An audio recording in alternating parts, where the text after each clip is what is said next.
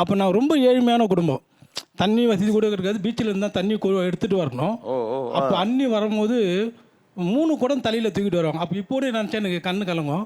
எங்கள் 5 பேருக்கும் அவங்க தான் எங்களுக்கு தாயாக இருந்து. அம்மாவும் இருந்தாங்க, அம்மா அப்பா கொஞ்சம் வயசானவங்க, அவங்க போய் தான் வியாபாரம் பண்ணி தான் எங்களை காப்பாற்றினாங்க.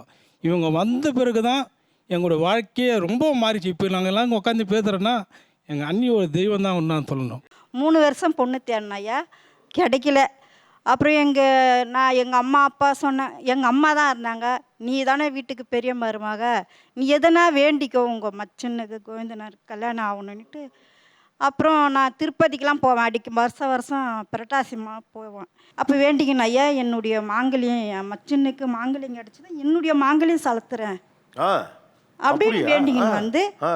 அப்புறமும் போயிட்டு பொண்ணுங்க எங்கள் வீட்டுக்காரர் பேப்பரில் விளம்பரம் கொடுத்துட்டாரு.